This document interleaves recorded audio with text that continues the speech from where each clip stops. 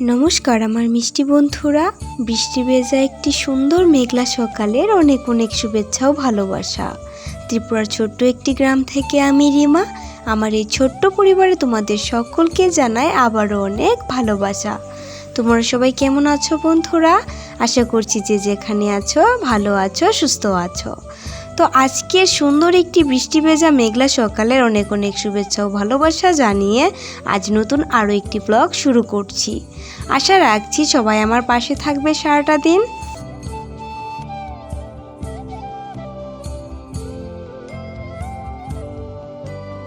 সকালবেলার ঘুমটা সবারই প্রায় একটু চেপে বসে, আর যদি হয় তাতে আরও ঠান্ডা ঠান্ডা ওয়েদার, তাতে তো আর কথাই হবে না।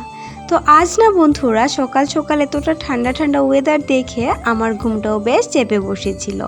তো আজ ঘুম থেকে উঠতে একটু দেরি হয়ে যায়। আমার আগে ভাই মা সবাই উঠে পড়েছে। ভাই তো টিফিন করে ডিউটিতেও চলে গেছে, আর মা দেখো এখানে, যেহেতু বৃষ্টি পড়ছে বাইরের তেমন কোনো কাজই করা হচ্ছে না, তাই এখানে বিছানায় শুয়ে আছে।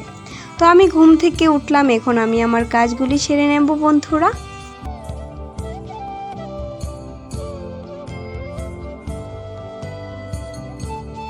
আর সকাল সকাল এমন একটু একটু বৃষ্টি কিন্তু বন্ধুরা বেশ ভালো লাগে। আমার তো ভীষণ পছন্দের বৃষ্টিটা। কিন্তু বন্ধুরা, বৃষ্টিটা তখনই পছন্দের হয় যখন ঘরের মধ্যে খাবার থাকে প্রচুর পরিমাণে। কিন্তু আমরা শুধু নিজের চিন্তা করলে তো হবে না, না। অনেক চাষি ভাইদের অনেক ক্ষতি হয়ে যাচ্ছে, আর আমাদের পোষ্যগুলিও কিন্তু বন্ধুরা বৃষ্টি হলে অনেকটা সমস্যার সম্মুখীন হয়। তো দেখো, আমি ঘরটা ঝাড় দিতে দিতে আমার একজন স্টুডেন্ট আছে, তো ওকে পড়িয়ে দিয়ে আমি চলে গিয়েছিলাম আমি যে জায়গায় গিয়ে টিউশন পড়াই সেখানেও। কারণ আমি ভাবলাম যে যেহেতু বৃষ্টি পড়ছে, যদি স্নান টান সেরে পুজো দিয়ে যাই তাহলে আমি আস্তে আস্তে আবারও ভিজে যাব। তাই বন্ধুরা, স্নান টান না সেরেই সকাল সকালই টিউশনটা সেরে আসলাম। আর এদিকে দেখো, এই যে আমি জায়গাটা দিয়ে রোজ যাই, এদিকে এখন ক্ষেত মানে ধান রোপণ করার সময়। তো সবাই না এদিকে ধান রোপণ করছে, আর এই দৃশ্যগুলি আমার না এতটা ভালো লাগে। এই যে বলো কৃষিকাজের যে দৃশ্যগুলি আছে, এই দৃশ্যগুলি না বন্ধুরা আমাকে কেন জানি না এতটা আকৃষ্ট করে। আমার খুব ভালো লাগে এই পরিবেশগুলি।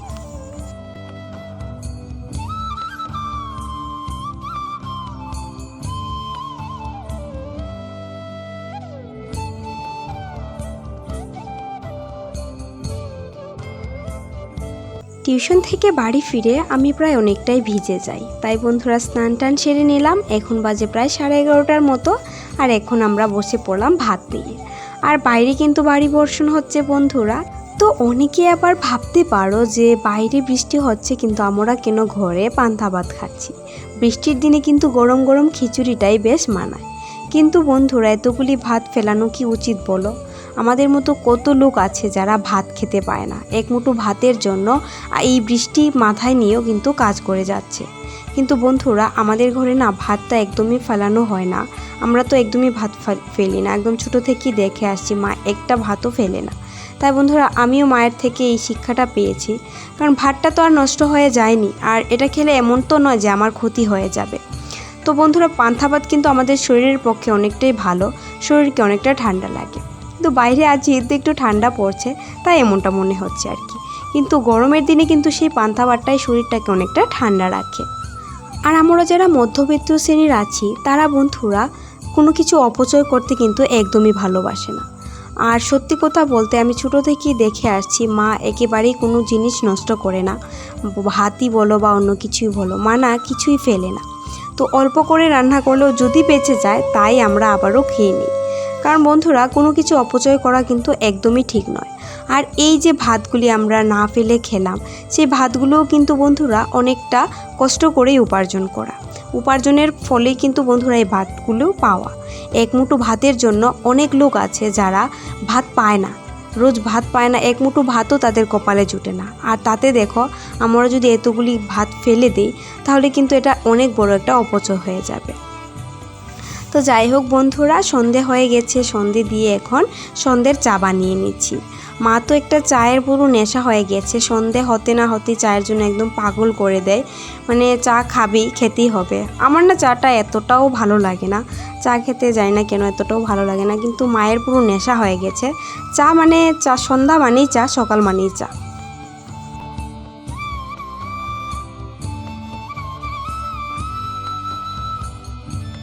মায়ের জন্য আদা আর তেজপাতা দিয়ে করে নিলাম লাল চা বা লিকার চা।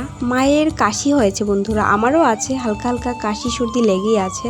কিন্তু আমি না চা যদিও বা খাই, আমি দুধ চা ছাড়া একদমই খেতে পারি না, আমার ভালো লাগে না, লাল চায়ের টেস্ট একদমই ভালো লাগে না।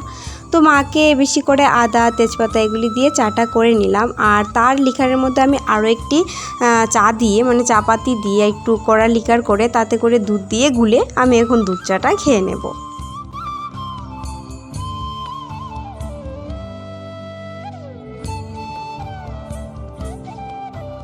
আমার জন্য চাটা ঢেলেও বন্ধুরা আমি কিন্তু ঢাকা দিয়ে রেখে দিলাম, চাটা খেতে না একদমই মন চাইছিল না।